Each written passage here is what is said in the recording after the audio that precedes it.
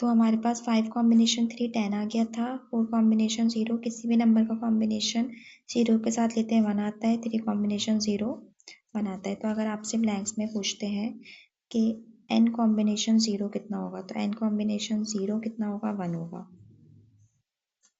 और किसी भी नंबर का कॉम्बिनेशन 1 के साथ लेते हैं तो उसका आंसर कितना होता है, वही नंबर होता है।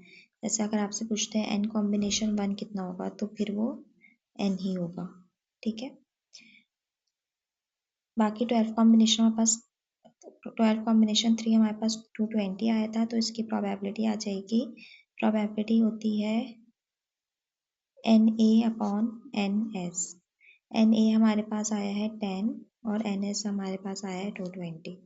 तो आप चाहो इसको फ्रैक्शन में छोड़ दो, चाहो आप इसको डेसिमल में कन्वर्ट कर दो, चाहो आप इसको मल्टीप्लाई बाय 100 करके परसेंटेज में लिख दो। प्रोबेबिलिटी का आंसर जो है वो 3 तरीक़ों से लिखा जा सकता है। फ्रैक्शन में भी लिखा जा सकता है, डेसिमल में भी, पॉइंट्स में भी लिखा जा सकता है, और मल्टीप्लाई बाय 100 करके परसेंटेज में भी लिखा जा सकता है।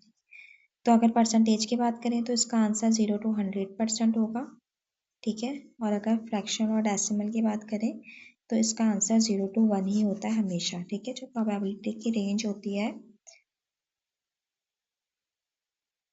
वो होती है 0 to 1, यानी कि प्रोबेबिलिटी का आंसर नेगेटिव नहीं आ सकता, प्रोबेबिलिटी का आंसर ग्रेटर देन 1 नहीं आ सकता। जैसे 1.1 नहीं आ सकता, 2 नहीं आ सकता, 3 नहीं आ सकता।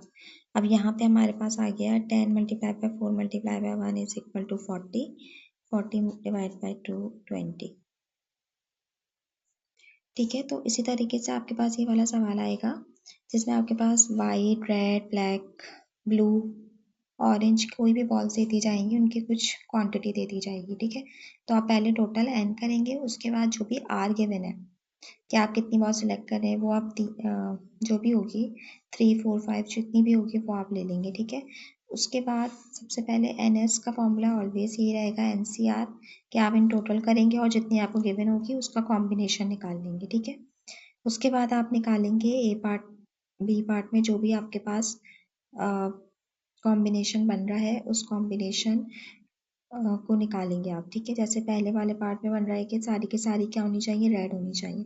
तो रेड हमारे पास कितनी थी, 5 में से तीनों की तीनों रेड होनी चाहिए। इस तरीके से आप सबको आपस में मल्टीप्लाई करवा देंगे। तो रेड 3 होंगी तो 3 ही बॉल लेनी थी, तीनों की तीनों रेड हो गई, तो बाकी 2 बॉल्स आपके पास 0 होंगी। आप इसको लिखो ना लिखो कोई फ़र्क नहीं पड़ता, क्योंकि इसका आंसर 1 ही आएगा। 1 से मल्टीप्लाई करने के बाद कोई चेंज आता नहीं है, तो ये आप लिखो ना लिखो कोई फ़र्क नहीं पड़ता। लेकिन अगर ये चेंज हो, जैसे आपके पास एक पार्ट और दे दिया जाए, ये तीनों एक एक कलर की होनी चाहिए, यानी कि एक वाइट हो, एक ब्लैक हो, एक रेड हो।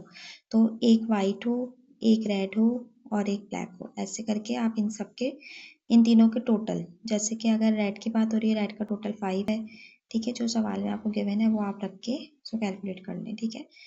तो हमेशा इसका फॉर्मूला यही रहेगा, ठीक है। और उसके बाद प्रोबेबिलिटी का फॉर्मूला हम पहले भी पढ़ चुके हैं, NA अपॉन NS होता है, ठीक है।